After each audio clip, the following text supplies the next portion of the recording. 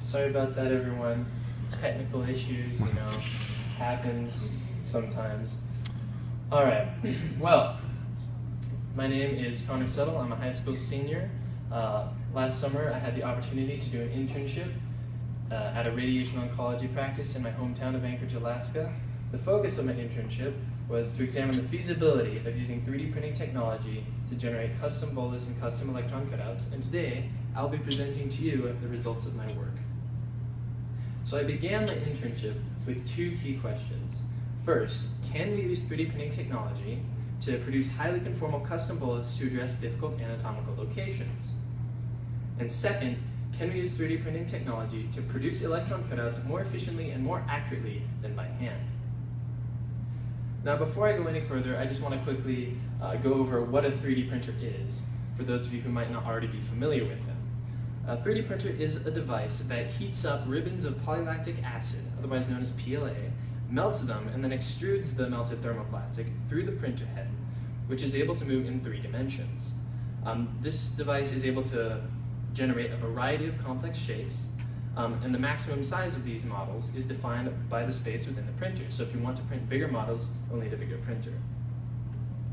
Now, turning to my first question. In order to see if we could use PLA as a viable alternative to conventional bolus material, we first had to figure out its relative electron density. Now, as you probably all already know, the relative electron density of conventional bolus material is usually 1, so the same as water. Now, in order to figure out, so what we did is we had to calculate the relative electron density of PLA and then verify it with an experiment. So we calculated that the relative electron density was 1.1 for PLA, and our experiment to verify that was that we printed out 8 slabs of PLA material, as you can see here, and stacked them up like so on top of a multi-cavity solid water block. We used an ion chamber to measure the dose underneath different thicknesses of PLA and used that data to generate these dose step curves, which verify that the relative electron density of PLA is indeed 1.1. Now what this means is that PLA is a viable alternative to conventional bolus material, seeing as the density is only slightly higher than that of water. So you can use it as bolus, provided that you make the bolus out of PLA slightly thinner than you would, say, with a superflab. Now, in order to actually use this material as a bolus, we needed to generate a workflow that allowed us to convert a contour from the planning system, the bolus contour, into an actual 3D model that could be printed.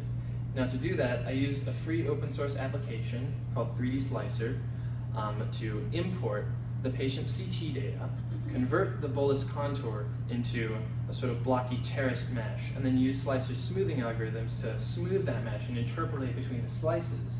And the result is a very high definition, high quality model that you can see here. I have the same ear model that we have on the slide, and I'll be passing it around afterward if you guys want to take a look at it. And yeah, so this demonstrates that using 3D printing technology is a viable way to generate custom bolus that can fit an anatomically difficult location on a patient's body, such as an ear. We're currently moving towards upscaling this idea and using it in our own clinic. Now, moving to my second question regarding electron cutouts. All an electron cutout really is an outline. The outside of this outline is meant to be blocked off, and the inside of this outline is meant to be open. Now, using this logic, it's fairly simple to use 3D printing to generate an electron cutout. All you have to do is 3D print the outline itself, like on the slide and like this example that I have before you. Simply pour ceraband alloy around the 3D printed cast, and you have an electron cutout. Not only that, but you have the option to include these extra features like these crosshairs in the middle of the model, which allows you to align the cast with almost pinpoint accuracy within the mold. So once we figured out how to do this, and that we could do this viably, we had to compare a manually generated traditional Electron cutout with one of the new 3D printed ones, or a couple of the new 3D printed ones. And so in order to do that, I identified 3 manually generated cutouts that had been used in the past by the ARTC staff on patients. In the past, yeah. So I found those, and then I went into the planning system and found the CT data for those patients. And using that data, I generated 3 corresponding 3D printed cutouts for the hand-generated ones. Now, in order to compare both types of cutouts to the ideal outline, essentially what the planning system says that the shape of the cutout is supposed to be, I printed out that ideal outline onto sheets of transparency paper. And as you can see from the slide here, by overlaying the transparency paper on top of the cutouts, we were able to qualitatively analyze the agreement between the metal cutout and the ideal outline. As you can see from the top, the manual cutout, there are errors sort of all around the edge of the cutout, whereas the 3D printed one looks almost perfectly accurate. Now, in order to get a more quantitative sort of data set for this, I took essentially 8 points around the edge of the cutout and plotted them onto this 8 sort of directional graph.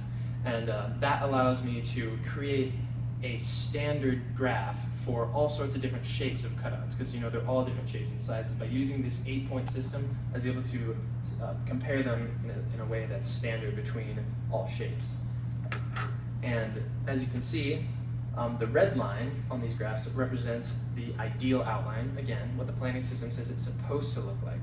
The green line represents the variation in millimeters between that ideal outline and what the hand-generated cutout actually was. And as you can see, there's errors, random errors, sort of all around the edge of the cutouts in all 3 of these cases, because human error is intrinsic to the process of creating a hand-generated cutout. Now, when you compare that to the blue 3D printed line, you can see that in all 3 cases, the 3D printed line is almost completely accurate over the entire outline, with some minor errors. Looking at the average maximum variation as well, you can see that for the hand-generated cutouts, it's 1.9 millimeters, whereas for the 3D printed cutouts, it's only about it's only 0.7 millimeters.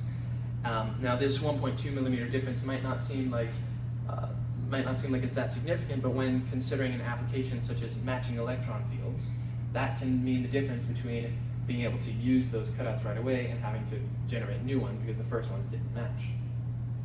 So we can clearly see that using this technology is feasible for generating electron cutouts as well, and I'll be passing this around as well for you guys if you want to see it after the presentation.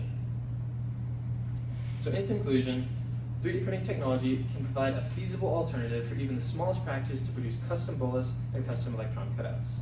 Using this idea, bolus can take highly conformal shapes, and electron cutouts are more accurate and easier to align. It cuts out a workflow step, reduces human error, and seeing as the types of 3D printers you need for this project run for between $2,000 and $4,000, it's relatively inexpensive. So we can conclude that this idea is feasible. I'd like to acknowledge all the Anchorage Radiation Therapy Center staff. I'd especially like to single out Brian Jackson, our chief physicist, for mentoring me over the summer. I'd like to thank the people who created the 3D Slicer application that helped me create my workflow. I'd also like to extend my gratitude to the meeting organizers for allowing me the opportunity to come and present before you today. Thank you all for your attention. I'll try to tackle any questions if we have any remaining time, and I'll pass these out as well.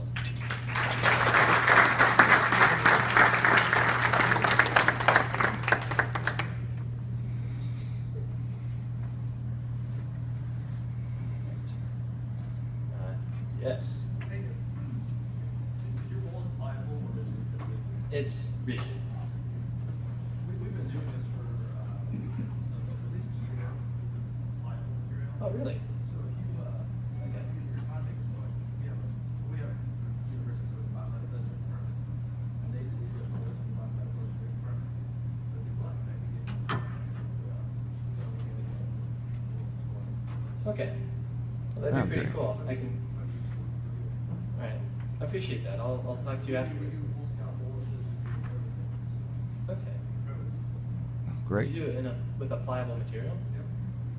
Oh, that's pretty cool. What kind of? I'll ask you afterward. It's time for your questions, not mine. All